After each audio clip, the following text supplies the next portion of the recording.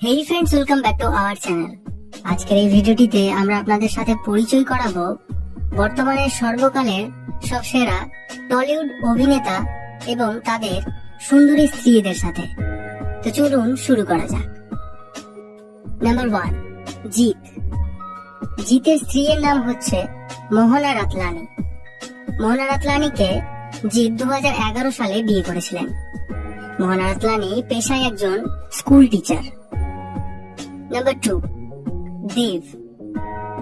দেব এখনো অবিবাহিত, কিন্তু দেবের গার্লফ্রেন্ডের নাম হচ্ছে রুক্মিণী মৈত্র, যিনি পেশায় একজন অভিনেত্রী এবং তাকে আপনারা সবাই চেনেন।